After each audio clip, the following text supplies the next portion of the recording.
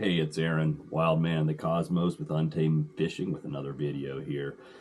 Today I'm going to be talking about Facebook groups, fishing groups, how to get the most out of them, and my opinions on their purpose. So I'm here in my fly tying space.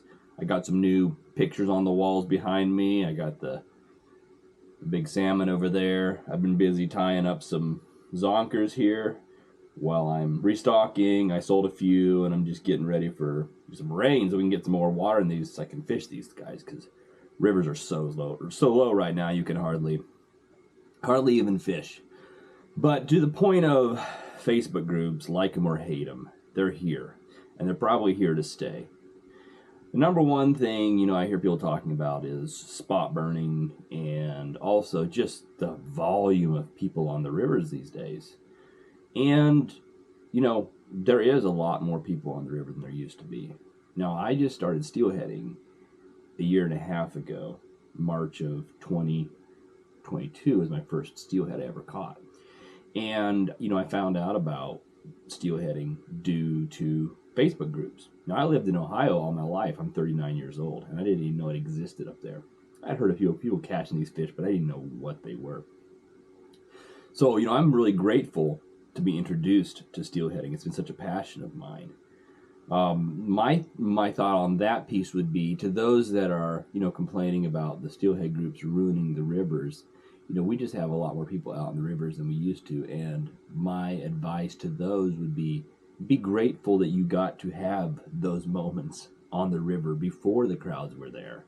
That's an opportunity that many of us will never get to have. So you are the few, the lucky.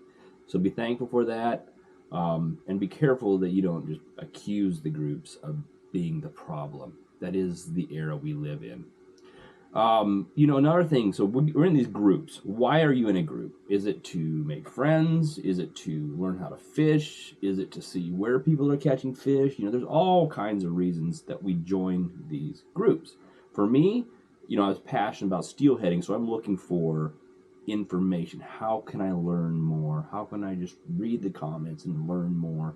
But also, I was really struggling with community. Growing up, I grew up in a very conservative religion. When I left that religion, they kicked me out, shunned me, and all that stuff. So I really didn't have community. So I've been finding friends through this group. It's been a lot of fun to meet people on the river that I've connected with in the group. And all of us have different reasons for being there, and we see a person in the group.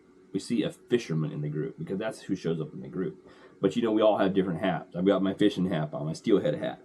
I got my spray foam solutions hat. In this hat, I'm a company man. I run a spray foam insulation business. You look behind me over here. We got kids stuff in here. We got toys in here. We got my fly tying space is set up in a toy room here. I'm a father. We have all kinds of different hats that we wear in life. And so with that, I think it's important as we interact with people in these groups to realize these people are wearing all kinds of hats. And that hat's a metaphor there. Someone's just lost their mom. Someone's just lost their dad. Someone's wife just left them. Someone's wife just passed away. Someone's lost a child. Someone lost their job. There's all these stories behind what's going on.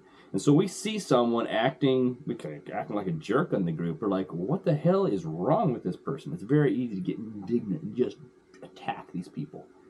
But when we can say, I don't see the whole story, I wonder what's going on in this person's life that's causing this pain to lash out, it really changes perspective on how to respond.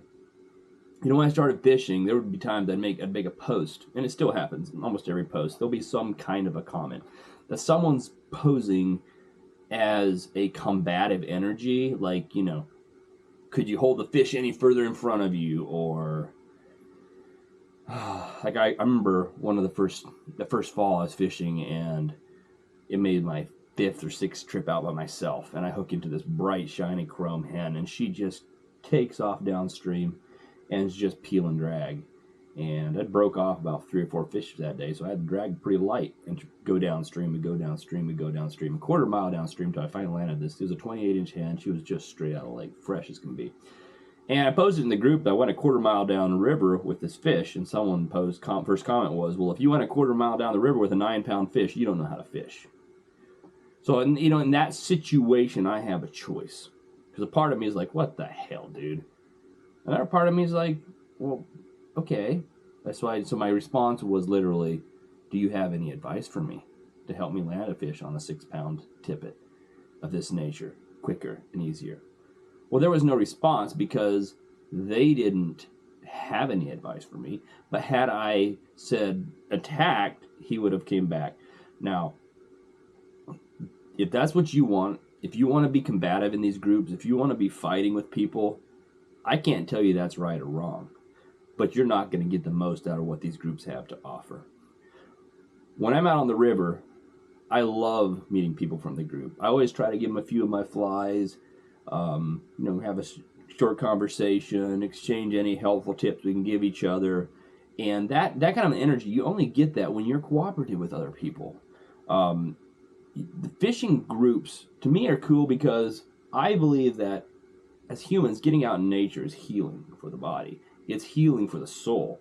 So many of us are stuck inside, indoors, all the time, on our phones. And this is out there in nature, is a place where we can disconnect from that all and just spend that time in nature. So, rule of thumb, so number one is remember other people have stories. Remember other people have challenges in their life.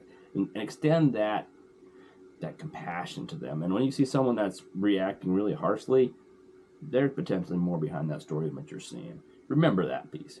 When someone posts something you don't like on your post, just respond with for example, someone comments, can't you hold that fish any further away from you? Laugh at it. Yeah, my arms weren't long enough. Something like that. Someone says, you must not know how to fish. Well, do you have any advice for me? That just diffuse it. Just be that. And again, if that's not who you are and you're looking for conflict, if you're looking for fights, that's maybe these groups aren't the best place for you. So, there are some thoughts there. The purpose of these groups, though, is to have fun. Is to connect with people. And yes, there's going to be people. It's fascinating because you see like fish handling, and someone's like, I've been fishing for 30 years. You can't tell me how to handle a fish. Another person says, I'd hate to see that fish killed. And someone else is like, whatever, that's crazy. These fish are here for a put-and-take fishery, and they get all... And you can get in these fights about these debates. Neither one's right. Neither one's wrong. They're just opinions.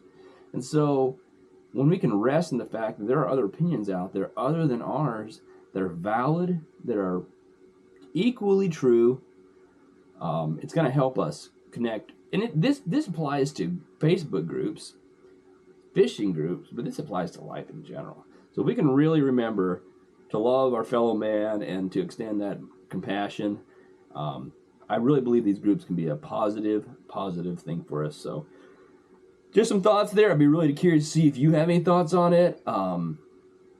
Comment if you have other ideas. This was just kind of a spin-off in a minute thinking about this here. Again, give this video a like if you like it. Subscribe, follow. I'd really appreciate it.